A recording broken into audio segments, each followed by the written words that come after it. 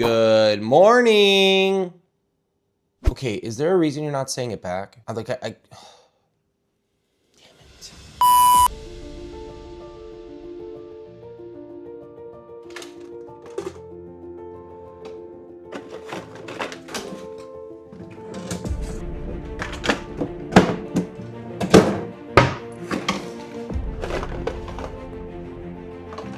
All right, Caramel, I feel you.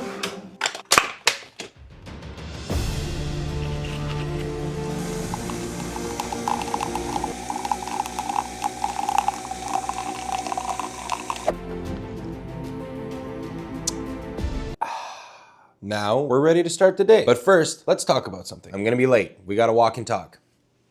So I was eating Vector cereal the other day. Instead of watching videos on my phone or doing any other ADHD crap like that, I was just reading the box. And I zoned out, of course, like most people do, but then I realized something that might be valuable for you guys to know. If you're like me, I've been eating Vector cereal as part of a rotation of cereal for the last 10 years. While I don't eat a lot of cereal, got it! Vector is one of 3 to 5 that I genuinely enjoy eating. Mini wheats being the number 1, by the way. If you're new here, mini wheats are the best cereal of all time. But a lot of my clients and a lot of my friends that eat cereal oftentimes jump towards Vector cereal because they're marketed as having high protein. But despite being in the cereal aisle, they're not a cereal. What? Vector is a meal replacement. But what does that mean? It's really all just a marketing strategy. Because cereal is a food on its own, it needs to have a nutrition label on its own. Any other cereal company, you read the nutrition label, hey, this is what's in my product. But not with Vector. With Vector, you'll notice they have a column for what's in the product, and then they have a column for what's in the product with milk. The amount of protein isn't actually that high. In fact, mini wheats are significantly higher in protein than Vector is. And that's simply just because they can advertise that there's 13 grams of protein, but that's with animal milk. So if you're someone that's using almond milk, you're probably not getting that much protein. Now, I talk about misleading marketing all the time on this page. In fact, I just posted a video the other day about non-GMO products and why it really doesn't mean anything. It's just kind of a pay-to-play label. And to be honest, the same could be said about organic. All farmed products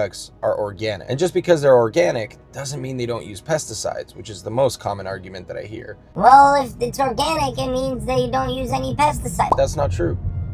That's not true. They're just using a list of approved pesticides. And while I'm not hating on organic products, if you want to use organic products, by all means, but does that make the food any healthier? Oftentimes, no. Today's vlog is gonna be a little different. Let's go over some of my favorite marketing deceptions and misconceptions in the nutrition and wellness industry. But first, I'm hungry. So let me show you my favorite place to get a sandwich in Vancouver.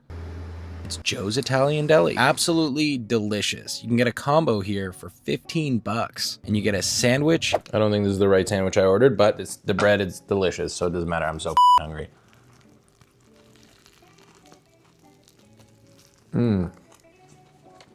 Honestly, it's the Italian bread that makes this. And a pasta salad. The pesto salad.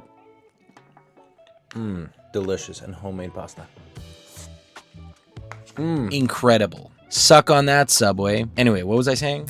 One thing you have to remember about the wellness industry, especially supplements, it's not regulated by anybody. The food industry, at least in Canada and the US, is regulated. In the US by the FDA, and in Canada by Health Canada. But the reality of supplements is they go completely unregulated, which is why you can have supplements like greens powders or any of these new age anti-bloating powders that people often claim help them lose weight, reduce bloating, reduce gastrointestinal distress, and all of these things that these powders do not do. But that doesn't even hold a candle to the flame that is branched chain amino acids. Branched chain amino acids, or BCAAs for short, are the 3 amino acids leucine, isoleucine, and valine.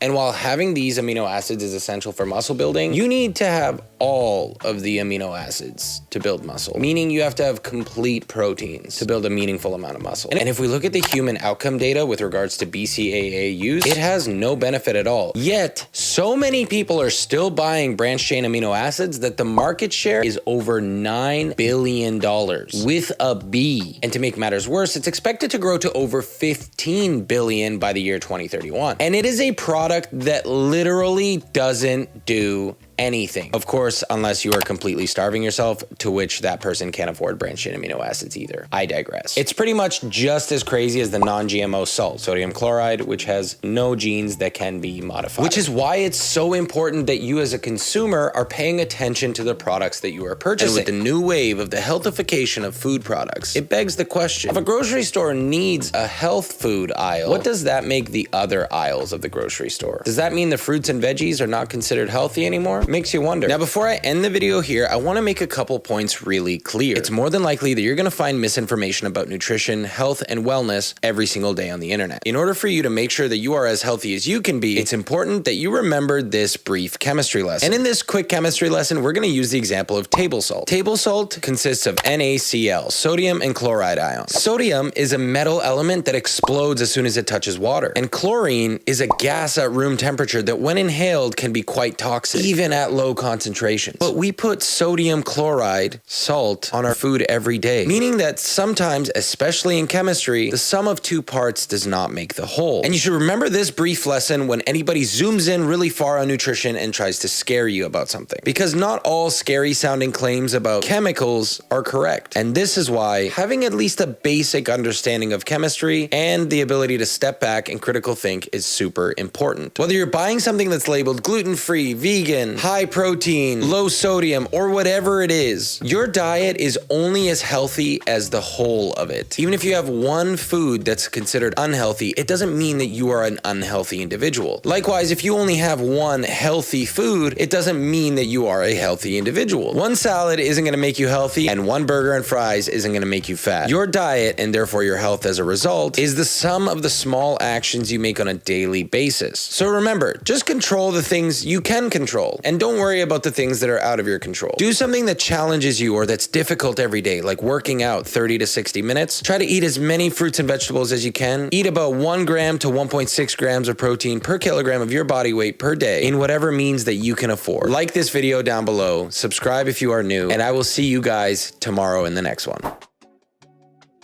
If you're wondering why I went off the rails today, the vlogs will be back tomorrow. I was just answering a question that I kept seeing on my Instagram. So as a reminder, if you don't already, go make sure you follow me there for more updates. See you guys later.